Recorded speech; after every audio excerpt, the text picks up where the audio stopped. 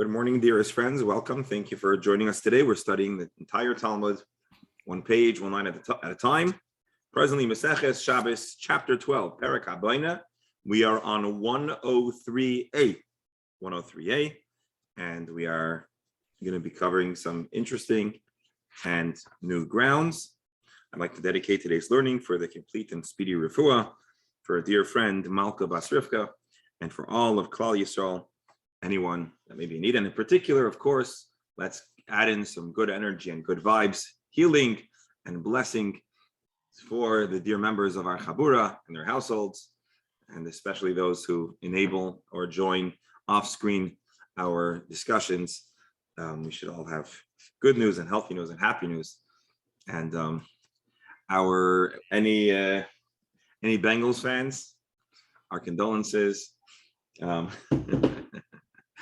And again, only good news for everyone. We're talking Shabbos, Masechah Shabbos, and about Shabbos. Hold on, I just need to tell this person I'll call back later.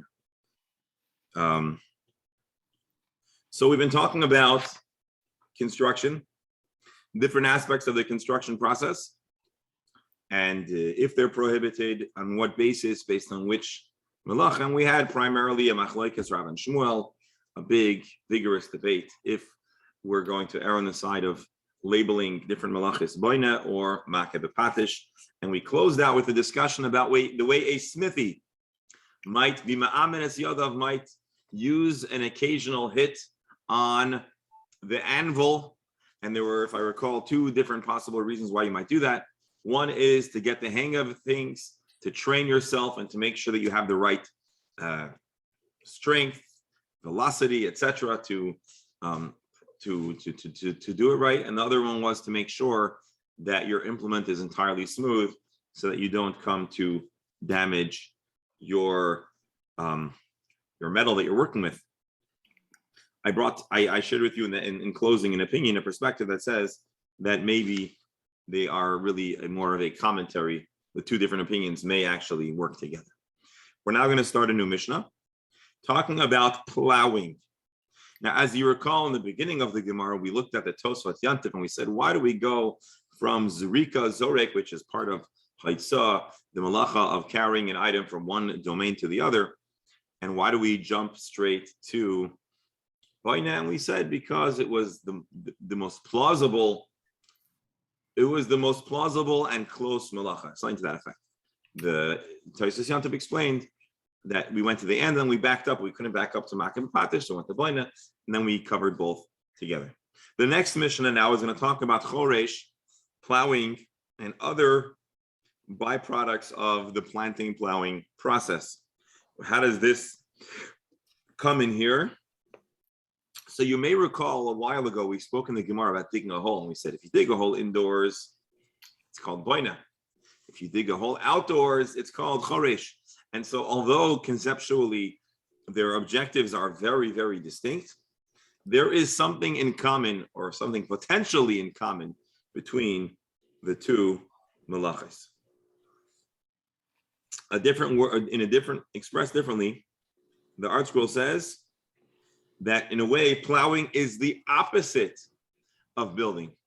Because building is you're creating a structure, and plowing is about breaking apart the earth.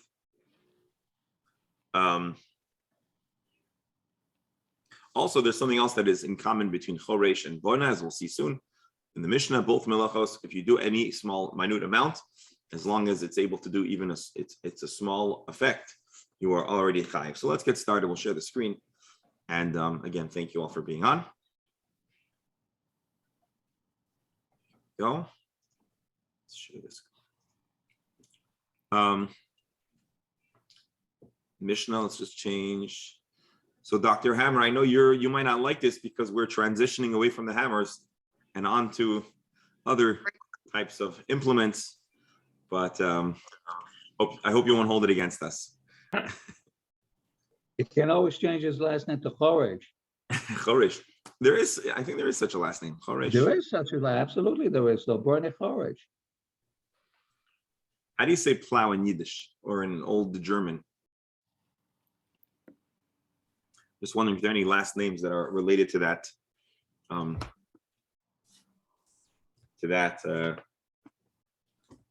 We can Anyways. Google it. You can Google it.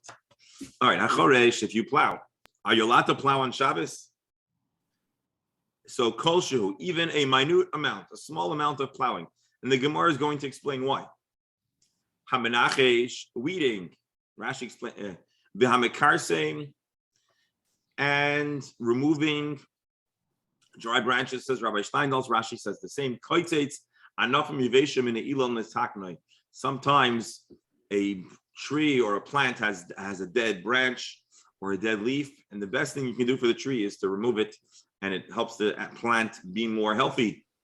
V'hamezared, and Rashi zrodem lachim chadoshim shel shana zu upamim sheim merubim umachishim ha'ilon misyabshim v'koitzim noisim amenu. Sometimes you want to prune off fresh, good buds or branches or fruits, even though they're good, because the tree only has a limited amount of nutrients, and to have less fruits growing might all grow to be of greater quality. And so that is what mizared is. So all of these acts, pruning, or I should say weeding, pruning, or dead pruning, and I don't know what the right word is, and wet pruning, the dead part of the plant, or even a healthy living part of the plant, those are all considered melachos and chayiv. One is prohibited from doing so on Shabbos. Rabbi, Which is the separate melacha for growing, like watering the plant? I thought that pruning that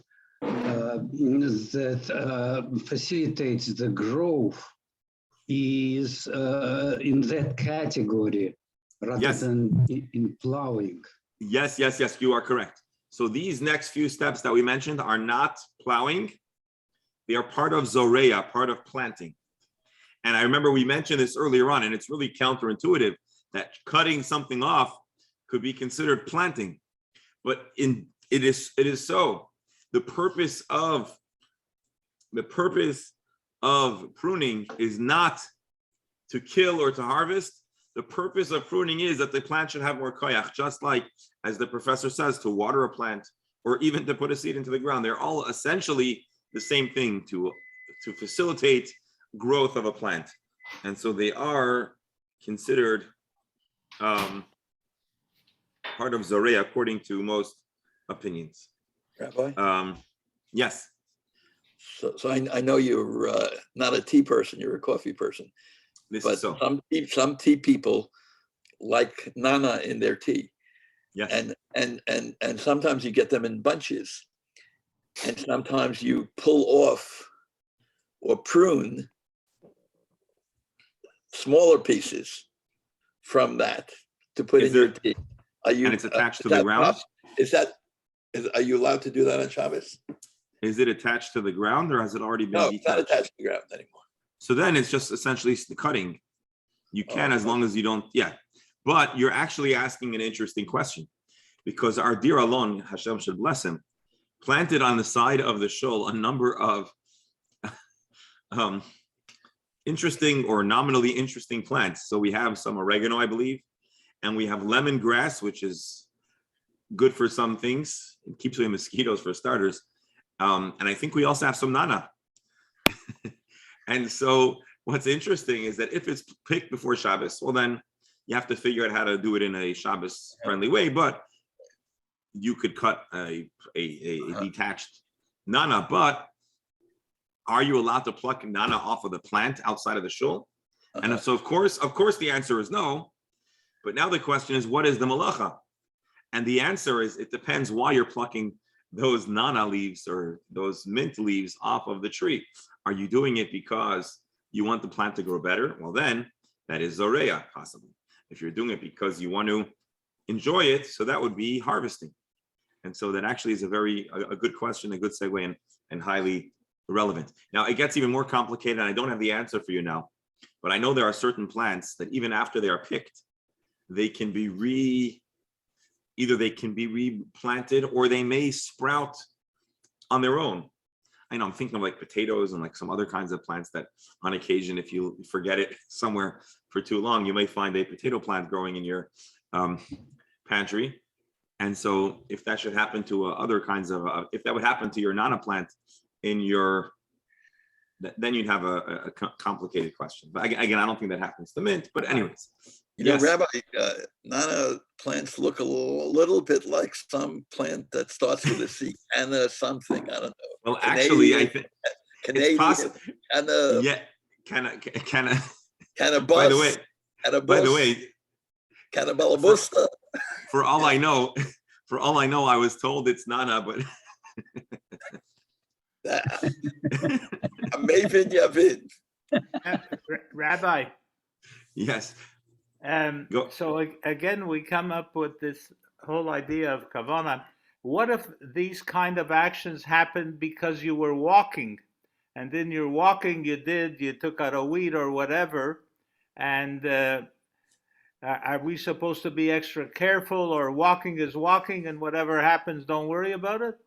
So I think there's a little bit of a middle ground, but I don't want to go into the weeds of that question just yet. We'll get there. I'll give you an example. Relating to walking and uprooting weeds. People have automatic lights that go on at night outside their homes when people pass by. So what, you're just walking by and all of a sudden a light goes off, which is unintentional. It's not even shogeg. I mean, it's completely, you have no intention. You don't even have it in mind. So that's the Gemara. The Gemara is, in short, as soon is going to actually reference again the value and the relevance of kavana or miskavin. So we'll get there. And it is certainly more complicated when it comes to sensors. And it's actually a very relevant issue. I'm not going to give you the answer, but I'll just tease out the question. It's a very, very hot button topic, and I've read many research papers and shuvot about it. So you have the question of walking past your neighbor's lights, and you trigger it unintentionally. And it might be, on one hand, psik reisha, on the other hand, there's zero benefit. What if you actually need to trigger those lights because you are walking in? Right. I don't know. I don't want to. I'd rather not address all the intricacies because it's. But anyways, it's a good question, and we'll see it touched upon by today or tomorrow. So yes, certainly unintentional rebberal is not the same as intentional. Certainly, if a person is walking and they inadvertently pluck a plant gets uprooted, that's not considered a biblical malacha. The real question, which I think you're asking, is: so what is the guidance? How careful must one be versus can you be entirely nonchalant about it? And I think the answer is somewhere in between. You should be mindful not to do it, but if it happens and you're not intending to do so, then you are not done a malacha. But Rabbi, isn't the corollary to that equally important? Can you put it up in your house knowing? Yes. Yeah. Yes. Yeah. And that's a whole lot more complicated. Yeah. It's a whole lot more complicated. And many people, for security reasons, have lights, especially in New Jersey, where it tends to be a little bit more suburban. You don't necessarily want to have the lights on, perpetually. And so you might resort to pikuach nefesh. You're afraid if somebody comes to set off an alarm or whatever. It's not necessarily. I mean, it's probably the guidance would be to set it on a timer, to have it on for the Shabbos in the nighttime, or to have a sensor that senses if it's dark outside. Then you're not triggering it by a person's movement. But in a condo association, for example, or if you're walking down the block, it's a whole lot more complicated. And there's other issues that need to be added to the mix. Is it psik reisha? Are there places that you could walk, but do you have an alternative? Do you have any desire, et cetera, et cetera? So it's a little more complicated than that, but we'll add a little teaser soon about it. So again, weeding, pruning, different types of pruning, kol shu chayiv. Any amount of these items also chayiv. So even plucking the slightest little dry branch or the slightest wet branch, if it's to strengthen and fortify the plant, well, then you have done an act of that should not be done Shabbos. Hamalaket eitzim. What if one is collecting? Hey, what happened? Hamalaket eitzim. One is collecting wood. Now, why are you collecting the wood? If you're doing so because it'll strengthen somehow the tree or the ground, as Rashi says, if you are milaket, if you're essentially not just gathering, but plucking and uprooting stuff for the benefit of the tree or the yard, kol shein, then any amount goes into these above mentioned categories. In the hesek, but if he's doing it for kindling, so this is a familiar measure. The amount of wood that one is prohibited from collecting is the amount to cook an easily cooked egg. As you may recall, we've discussed this not so long ago. Rabbi, Yes. what happens in let's say in a windstorm where you want to do something good? Let's say a heavy piece of wood falls in your tomato plants from the wind, and you just want to remove it to so the tomato plants don't die. It's a good question. I'm not sure. I'm not sure exactly what we would say to that. Most likely, it shouldn't be done. The question is if it's a malacha or just a derabanan. Certainly, it's muksa. If not even more problematic than that. So probably we should wait and let your poor plant wait till after Shabbos. Rabbi, If this is the middle of the winter in Canada, I don't suppose there is a tomato plant. Rabbi, go ahead. sorry, I'm going to have to leave early, but I want one other thing just occurred to me after the fact. So you walked and you made a trench or whatever, almost like plowing, but you didn't intend it, etc. Then you come after Shabbos and you continue that plowing. Do you have to worry that some of it was created on Shabbos in a sense? Was it first of all, was it at all intentional? At the beginning, no. Okay, so that's a good question. Most likely it is not a problem, but we'll see soon about how much time a person, or if what a person could do with malacha. But there's a difference between a shogeg, which is that you did the act, you didn't realize it was prohibited, and you were just walking, and the next day you find your muddy footprints, and that's a great place to put a plant. So there's a distinction. Good question. All right, let's get out of the mission. So you're collecting wood, and from Rashi and from other commentaries, it's not simply picking wood off the ground. It's uprooting, pruning, trimming. But the question is, why are you doing it? If it's to fix up the tree, there's shoots that are competing for nutrients, or the yards, then kol shein in lahesek. If what you're doing is for firewood, for kindling, so then it's in order to cook a light, easily cooked thing. Now, what about if you're collecting grass? Are you gathering the grasses? And again, the commentaries seem to say that we're talking more about uprooting. Im l'sake, and if it's again to fix up your yard or your other plants, we're talking about weeding, essentially kolshu. Any month, im l'behema, but if you plan on feeding this grass to a behema, kimalai piagidi, then it's the amount that would, it's a full serving to the smallest animal that eats these items, and so it is a goat. A mouthful is a serving size for a goat. Hold on, what I just did.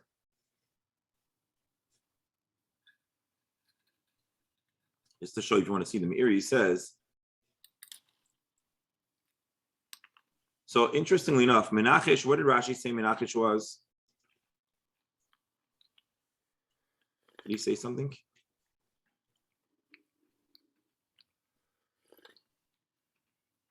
Okay, we said Menachesh is weeding. The Meiri seems to say that it's a little different than weeding. He says that it is chofer saviv v'krei gefanim. This is digging a trench around the roots. He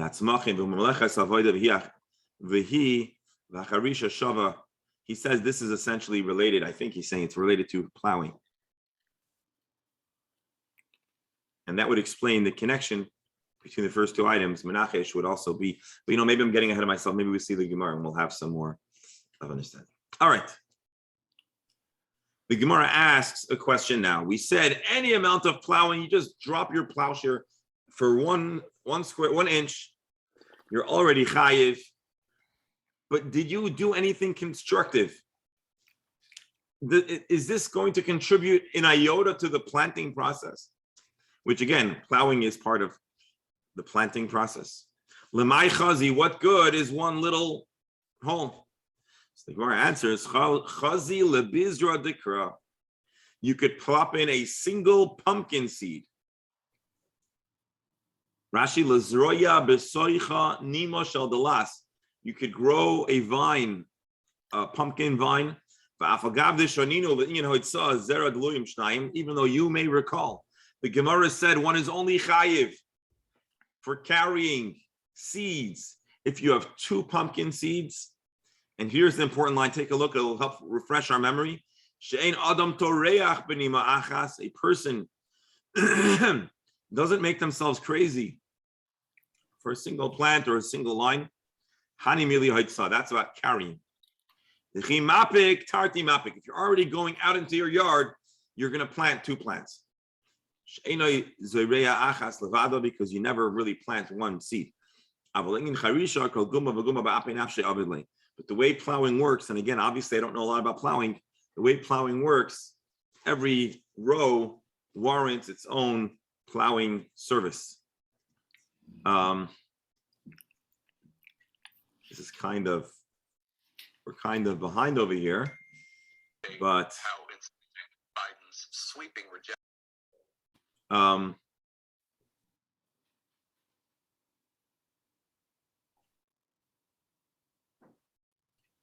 All right, I thought I had a picture to show you, but no.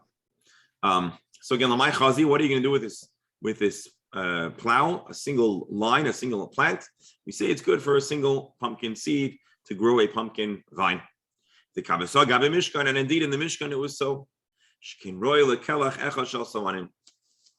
Because in the Mishkan, one may have chosen to make a single furrow in order to plant a single stalk for dyes. Now, didn't the Gemara recently ask that and a person, they didn't do things but tzimtzum? Maybe that was about the primary materials, but maybe as it comes to dye, maybe that's not the case. I don't know. All right, so but that's the point. Plowing, even one little furrow, one little act of plowing is enough to plant a pumpkin plant. And by the way, think about it. A pumpkin is a pretty big result, maybe worth the investment. By the way, just to add, once we're already going off topic, there's an interesting discussion in a letter of the Balatanya. He writes how Chazal frequently describe, and actually even in Tanakh, comparisons to charity and planting. It says Zorea tzedakot, that Hashem plants, right? We say in prayer, we say in prayer that Hashem plants tzedakot. And the idea is that when a Jew gives tzedakah, it's like they're planting. And the Baal Tanya in his text there writes 3 different expressions. I don't remember the text offhand about planting.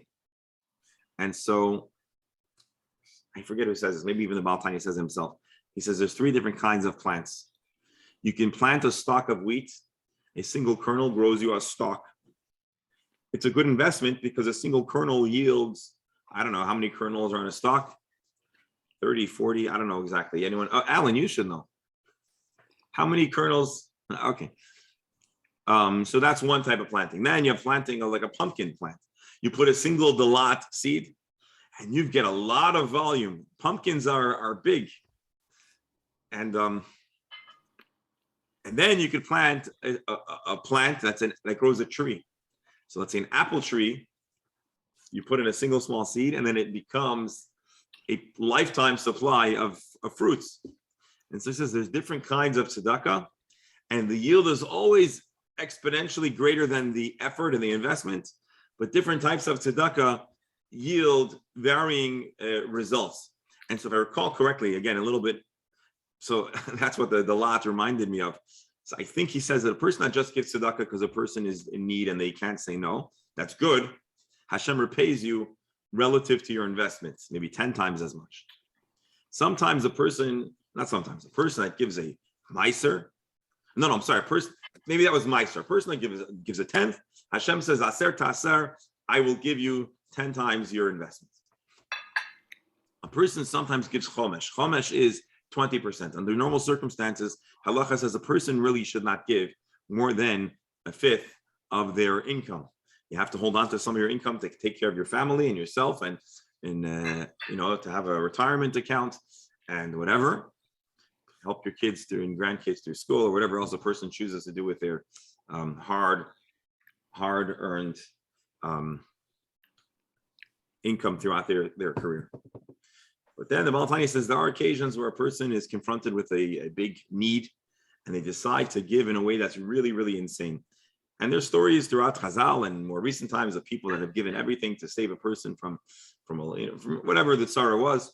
So this is such an investment which is so insane, so irrational. But Hashem rewards it in a way that is perpetual, like a tree which is ever returning and ever giving forth. So this is not financial advice and it's not tzedakah advice, but an interesting part connected to our Gemara. All right, the Gemara continues. And Rebel, I know you only have one. Yes. I have one. You asked before about, so I looked it up, Choresh in German. Yes. It's Pflug, P-F-L-U-G. Oh, Pflug. So there's a big rabbi in Teaneck, right? Is it Rabbi Pflug? I know the name Pflug, but I'm not familiar with the rabbi in Teaneck, Pflug. I think it's Rabbi Pflug. No, I'm sorry, in Boca. Rabbi Pflug is on the base then, I think. I think so. Anyways, interesting. Okay, so you see, Shkoyach doctor. All right, so the Gemara continues. Hamenachesh, Hamakarsem, Hamazar, these different types of weeding and pruning. Taner Rabbanon. A Brisa elaborates. Toilish Ulshim. If you uproot Ulshim, Rabbi Steinzal says are endives. The Hamizared Zeradim, or if you prune a kind of reeds, which Rashi explains are actually edible shoots that are edible for humans when they are soft, and then they are edible to animals when they get a little harder. Maybe it goes well in a stir fry, I don't know. If you plan to eat it, so how much are you not allowed to pick? Kigrogeris, the minimum serving size for a human, which is the common measure that a person has committed a malacha if they furnish or provide for a human.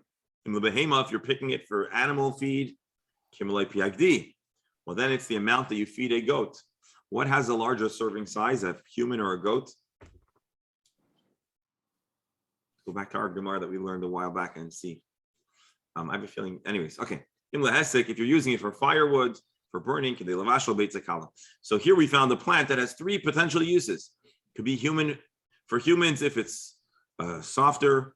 It could be fed to animals, and it can also be used for kindling.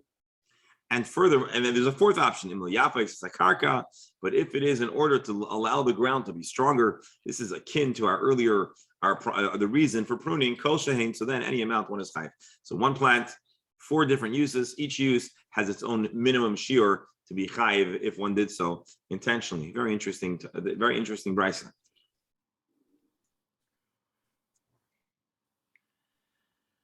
Okay. So Tosfos, Rebbe, have a good day. Thanks for joining us. And leave you with the goats and the pumpkins. So Tosfos answers for me 2 questions with one comment. When we say that for an animal it's kimoloi piagdi, he says it must mean that it is at a state in its growth trajectory that it's inedible to humans. Because if it was edible to humans, we would defer to the smaller shear, which in this instance would be to a human, indicating that a human eats less than a goat, in case anyone was feeling nervous about what the results of that question would be. All right. So very interesting brisa, which teaches us, again, you might have all of the different options that are alluded to in our Mishnah in a single plant. So the Gemara asks the question, even if you're going to eat it, or even if you're going to feed it to your animal, or even if you're going to use it for kindling, is it not also a benefit to your field? Your field is more nutrient rich. You can plant better and nicer produce. Rashi, hare hakarka misyafa me'elav. The ground automatically is improved, even if that is not your intention. And so you should be chayiv for the smaller amount, because even if it is not your intention, it happens. Rabba and Rav Yosef Tamir Tarvayu. So Rabba and Rav Yosef answer, you know what? Be'agam shanu. We're talking about a place that is not cultivated for farming. If it's not cultivated for farming, it doesn't need to be improved. Rashi, she'ein tzarich li'afais. Well, I say that it's not cultivated, or maybe a marshy area was considered to be very nutrient rich. Let's see what anyone else comments on this. I just don't understand how they can compare a human eating to a goat, because a human eats until he's full. A goat can eat forever. All animals can eat so forever. that's why I said that's why, first of all, that's why goats eat more. And second of all, I said a serving size. But a goat serving size apparently is a good bit more than a human's serving size. I'm trying to figure out what's happening in the marsh. Is it because it's not owned, or is it because it's very nutrient rich? One answer is the real answer. I'm just trying to figure here. 1 second.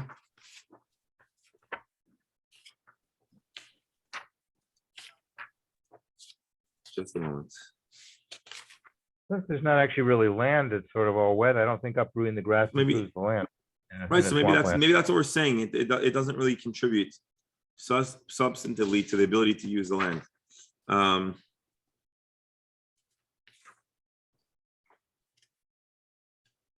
Let me just see here. It's actually what Steinfeld says. How they look. No, I don't think he gives us a comment about this. All right, I think we're going to assume either that it's not cultivated for planting for whatever reason. So again, we're talking about a swamp, and so there the ground doesn't need to be improved. Abaye disagrees and says no. Maybe you can even say that this is consistent if we're talking about a field. The lag of agam, that is not a swampland, and therefore the ground is being improved. Ukegoin, the lakam is kavin, but it's very simple. Your intention is not to improve the land, and so although the land is being improved, your intention is you're hungry, you want a snack. Well, you shouldn't uproot plants for a snack, and you're chayiv, but only for a larger amount. Why aren't you chayiv with the first blade of grass or the first endive or whatever? It's not your intent, and therefore, if it's not your intention, says Abaye, you should be potter. The Gemara says, hold on, hold the presses. Don't we know that Abaye is of the opinion that Moed Rabbi Shimon b'Psik Reisha v'lo Yamos? Abaye and Rava both explain that when Rabbi Shimon, that by Psik Reisha, what's a Psik Reisha? When it is unavoidable, when it is absolutely inevitable, well then you're chayiv. And therefore, how can you tell me lo kamis kavin? How can you tell me that his kavanah is absent? He's not intending to enrich the ground. And so even Rabbi Shimon, who usually says that kavanah is the most important consideration, will agree that when there is no option, it's for sure going to happen. One is not allowed to do so. Again, Psik Reisha literally, as you may recall, talks about the chicken, that someone wants to cut off the head, but not to kill the chicken, just so the kids could play with the chicken head. Psik Reisha v'lo Yamas. I don't care if you're thinking that you're going to secure a toy for your kids. Again, kind of crazy to think that you might want to give your kid a dead chicken head, but okay, the toy store was probably closed. So it's inevitable, and therefore you're a chayiv. So the Gemara answers, no, actually, we can explain a scenario where a person could be plucking to have a snack and it's not considered liyapos. He's plucking these grasses, these plants out of the land of his fellow that he does not own. And being that he does not own, he clearly is uninterested in the improvement to the land. Now, this is a little surprising because can't the person also want to benefit their friend? I think the point is you don't really have the license. It's not just that you don't care. You don't have the license to be doing things for your friend's benefit. Let's see Rashi. You have no real motivation. The Tosfos gives us an explanation. Here, let's see. Usually, psik reisha, if something is absolutely going to happen, well, then you're chayiv. But Tosfos quotes the Aruch to remind us that this is only when it is nichole, when he actually wants it. So imagine you have your own field, and you're really hungry, and you pluck out some grasses, and you eat them, edible grasses. Well, you did want to eat it, but you are also improving your very own land. So it's psik reisha, and it's good for you, nichole. But if it's your friend's land, or assuming here that it's not your friend. And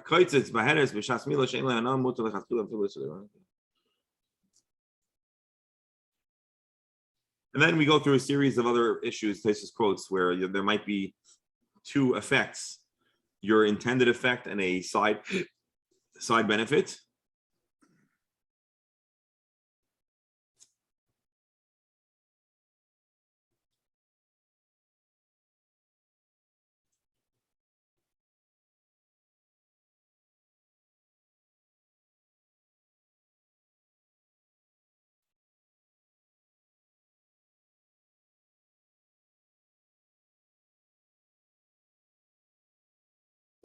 All right, if we could dig a little deeper into the exact definition of psik reisha v'lo nichole, but suffice it to say, Rashi explains, and let's stick with that for now. If you don't want it, then it's not considered, even though it's there. You not only you don't have kavana, but your benefit is, there is no benefit to say that even though you don't intend, but really it's good for you because it's your friend.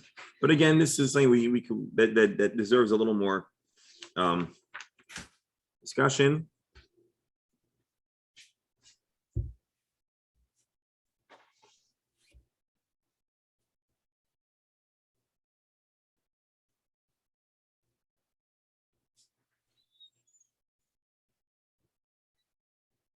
All right, but that's the story. So again, we have a reference to our very favorite discussion here, which is miskaven, lo miskaven. However, it's not exactly the scenario that Rebbe brought up. The scenario that Rebbe brought up was that you you had no intention whatsoever to do the effect. Here, you intended to do the act. It's just that the motivation behind your act is up for discussion, and that's what's going on over here.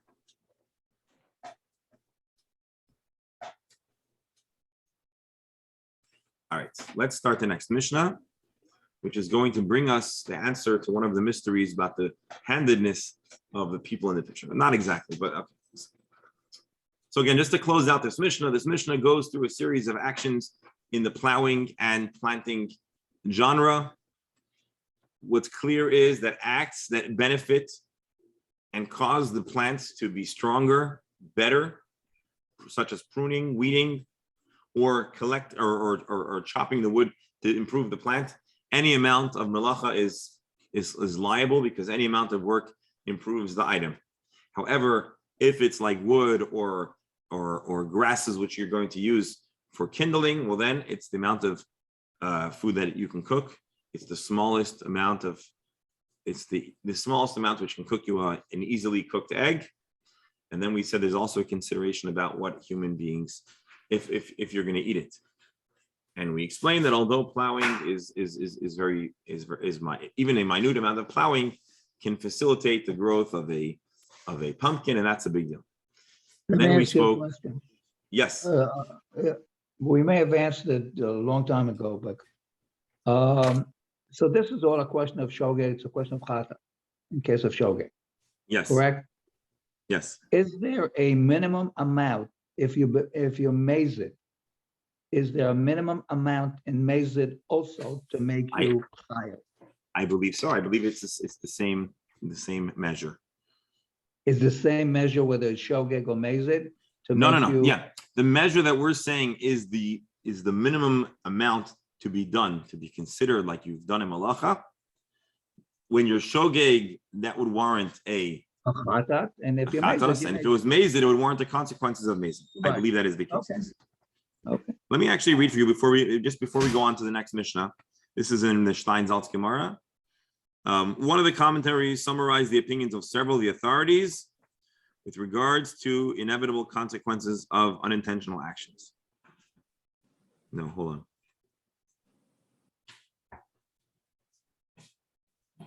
No, sorry, this doesn't contribute to our. This doesn't add to what we're discussing. Just repeat what we already know. Again, you don't have if it's lonicha, if you don't want it, you don't need it, then you may be off the hook for psik. All right. New Mishnah. Very interesting.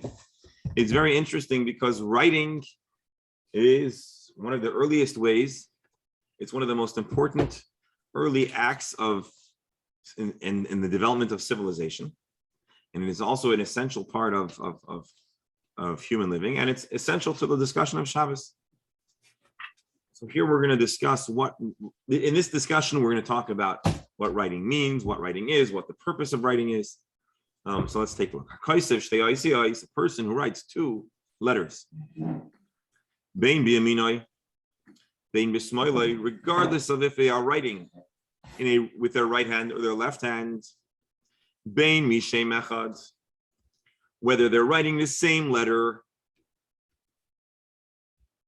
twice, bein mishnei shemos, or if they're writing two different letters, bein mishtei simonios, even if they are using two different samaniyot, two different types of ink. Whether you're using ink, Dr. Stamler, what is sikra? What is what? Sikra. I'm not, that's Aramaic, I would say. It's Aramaic. It's a kind of pigment. Sakriga would be, what was it, a knife? Like in Sikarikim? No. It's a kind of pigment that was used for writing. It's just a specific I'm not compound. familiar with it. Okay, it's a specific compound. I don't recall now what we say it is. All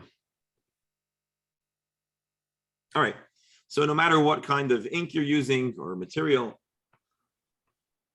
So is the question of Yamino Smolo, meaning the sort of the question of Shinoi, or is it just whether? Yeah.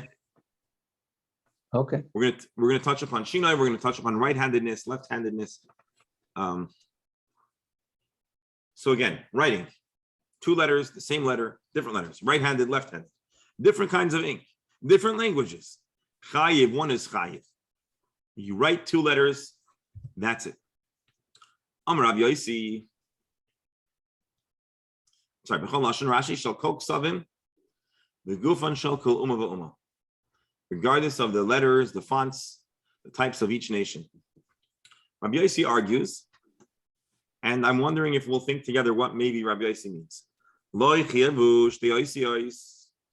is it that you're chayiv for two letters? Mishum Roisham. It's actually not about writing. Excuse me. It's about marking. Where were they worried about making markings? For indeed, in the Mishkan, as we discussed once or twice previously, they had a lot of pieces, a lot of components, and they all needed to plug into their counterparts, and they needed to be aligned in a certain manner. And so they would have markings to show which prong belonged in which socket or something to that effect. Rashi, Mishum Roisham, Siman Shahayu Oisim Bekarshe HaMishkan. They would make a little, I want to imagine it was with chalk. I don't know if they had chalk, but they made a marking on the pillars, on the beams of the Mishkan. Before they took it apart. And that way, when they put them up, the crushim were all in precisely the identical order. Here's the important line. Rav Yossi is coming to say is the afidu loy kasav, even if the signs that he made were not ktav, even if he didn't write letters of any language, he just made two markings, be'alma l'siman, just to make an indication chayiv. So basically, Rav Yossi says the prohibition of writing is really not about what the symbol or image you made with your pen. It's about the fact that you created a mark, a sign. He's much more strict. He could care less about if it's different languages or different letters. He goes to a much more fundamental place, and he, in a sense, is a whole lot more machmir. He's a whole lot more strict, which is interesting. Now, we might discuss, those who like to study the development of language might say that one of the first steps to developing a written language might have been marks that were a whole lot less sophisticated. But that's not the point the Mishnah is making. The point the Mishnah is making here is that even a mark that is not a letter can communicate something. Amar Rabbi Yehuda, a third opinion in the Mishnah, says, Matzino Shem Katan Mishim Gadol. He explains that it is plausible, and it happens that you might have, a small word that is part of a big word. For example, Shem Me Shimon or Mishmuel. You write the name Shimon or Shemuel. Before you write the full word you intend to write, you've already written the word Shem. Or, for example, Noach mi Nachor. When you write the name Nachor, before you get to the word Nachor, you've already written Noach. That Nekudis, obviously, right? Dan mi Daniel, Gad mi Gadiel. So you have different letters, different names that have within them a smaller name. Rashi, Ha'asal Hashminan, Rabbi Yehuda. Rabbi Yehuda is coming to tell us something interesting. Although he has not concluded his intended work, we always talk about the significance of what a person had in mind. And the person had in mind to write Nachor. So he only wrote Noach. He's only written a fraction, a fragment of what he intends to write. But because the first installment is also a word, which is legitimately another word that is deployed elsewhere in language, chayiv, a person is already chayiv. So a person can be liable even if their machshava, their kavana was not fully acted out. So let's say a person, I'm imagining, a person starts writing, and then they remember that it's Shabbos, and so they stop. But they already wrote Noach from Nachor, or they wrote Dan of Daniel. Well, they would, according to Rabbi Yehuda, already be chayiv. They are already liable. Already liable for doing a malacha, and they'd have to bring a carbon. Excuse me. Interestingly, we say Shem Katan Mishem Gadol. Rashi explains that Shem Katan Mishem Gadol means essentially a word. I believe there are those.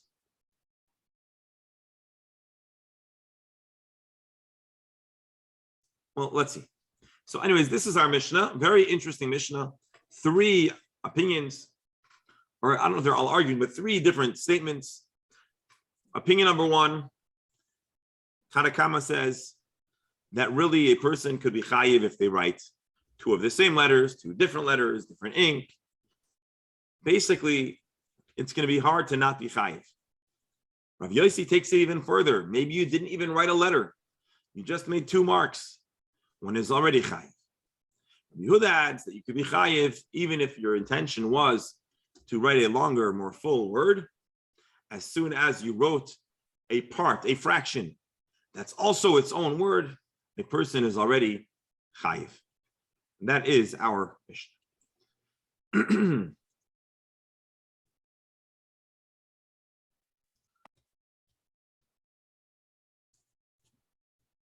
All right, let's start the Gemara and then we'll pick up tomorrow. Back to our question of right-handedness versus left-handedness. If a person writes with their right hand, I understand l'chayev, he should be chayev mishum the derech ksiva bekach. This is how a person writes. A right-handed person writes with their right hand, and as we know, all the malachis, to be chayev midoraita in the fullest sense, it must be done in its normal, conventional manner. If you do something with a shinoi, at the very least, one might shake a biblical prohibition. Ela asmal amai, why is a person chayiv if they're writing with their left hand? Surely that is a shinoi. Ha'in derech siva bekach. This is not how a person writes. Now, I know we're all feeling indignant for our dear friends and some of our best friends and members of the Chabura are left-handed. Is Mark, are you there? Are you left-handed? Yes, I'm sure you noticed my Mark, tefillin on this arm. Mark and many other of our greatest and finest members of our Chabura and our community are left-handed. And so why are we speaking out against left-handedness? So stand by for a moment and we'll see that we're not here to single out, per se, left-handed people. This is not how to write. Rabbi Yirmiyah answers, Iter yad shanu. You're right. A person who writes not typically, not in their common manner, should be patur. So why do we mention left and right? Oh, because we're being inclusive. We want to give equal time to our left-handed and right-handed. Sorry, go ahead. If you write a righty writes a left hand, that may not be chayav, right? And a left-handed person that writes with the right hand might not be chayav. Rabbi Yirmiyah answers, Iter yad shanu. We're talking about a left-handed person. But a person who writes different than the way they ought to are patur. Someone says, hold on, but have a small day, kimin de kula alma, ve'asmol lechayiv, ayimin lo lechayiv. Hold on. If you're telling me that we're talking about a left-handed person, well, then a left-handed person should be patur on the right-handed person. So it cannot be that our Mishnah is discussing a left-handed person. I believe really what the Gemara is saying is that a left-handed person in Jewish thought, in the Mishnah and the Halacha, when you say Yamin, in the eyes of Halacha, Yamin doesn't mean right.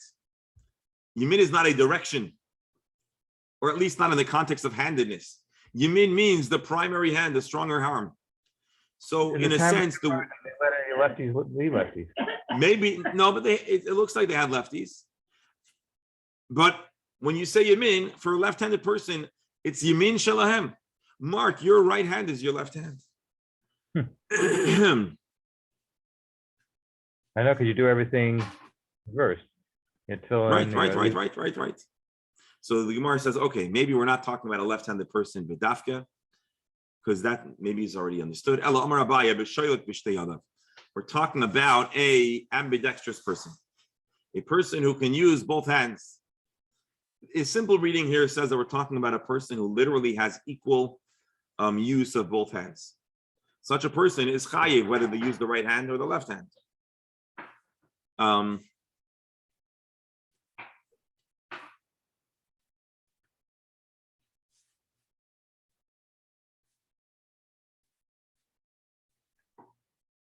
Sam Soifer and others here, I believe, are going to make the point that we're not talking about 100% an ambidextrous person. We're talking about a person who still has a primary hand, but he's able to functionally use the other hand as well. In such a person, such a scenario, he will be chayiv.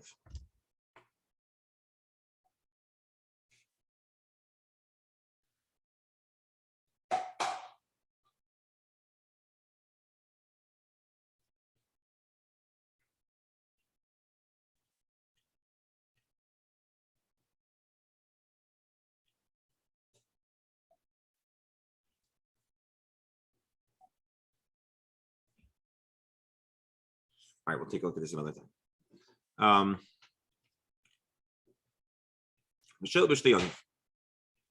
That's one explanation. One explanation is, why does our Mishnah say right and left? A person that has use of both hands will be chayiv in both hands. But certainly we're not here to shake up the whole understanding of when a person does something in an atypical manner, they're potter. But hold on, because not everyone agrees. Rav Yaakov Rei de Bas Yaakov, Rav Yaakov, son of the daughter of Yaakov, teaches.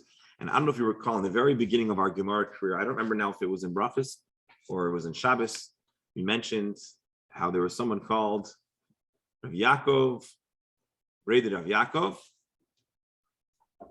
I hear they don't say it. It seems like he was born to a very prestigious, the daughter of a prestigious tzaddik. I don't recall who now. And I think the father was not someone that they were proud of. I don't know if it was a rape situation or something like that. And so he became a very, very great Talmud Chacham, and they didn't give the father the honor of the credit of this young man. I don't remember the exact story. At the time, you may recall, we discussed about how, anyways, okay. He says, Hamani Rabbi Yossi. Who says, Bain Bimin, Bain Bismol? This is Rabbi Yossi. The Amar Loichi Avush, the Oisios Alamishum Roisham, who says the prohibition of writing is because writing is an even more sophisticated expression of Roshem, of making markings. And therefore, writing is a fine skill that needs to be done with one's right hand. But making a mark, an X or a line, that can be done with either hand.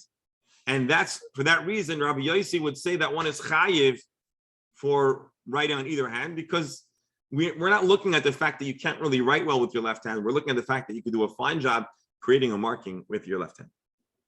Gemara says, hold on. The Mishnah, the Gemara says, hold on. Rabbi Label taught the Mishnah, and he says that there's three opinions: the Tanna Kama and Rabbi Yehuda and Rabbi Yossi. But then, how could you say that the first opinion is also Rabbi Yossi? I'm sorry, it was Tanna Kama, Rabbi Yossi. So the Gemara answers, yeah, Kula, Rabbi Yossi. The whole Mishnah is Rabbi Yossi.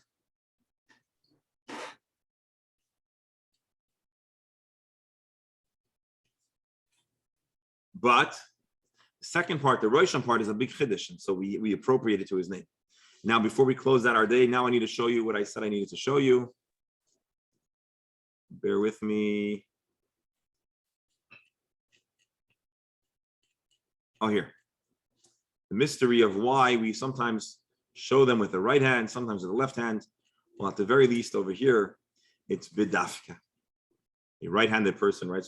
So in case you're wondering if the illustrator knew the difference between right and left, now we know that when you ask them to very nicely, they can distinguish between a right-handed person and the left-handed person. And I guess if you're writing a fine, and they even portray for us how the Krushim may have worked. How here they're portraying that would have been Aleph, Beis, Gimel, Dalet, so you would always have them in order and use the same letters. And just before we close out, tomorrow we'll talk about this whole deal of shame, Mishmuel, how this is a part of a broader word, or Noach Minachar, etc. I have a question. Go ahead. I asked it once before when we did with the ink. So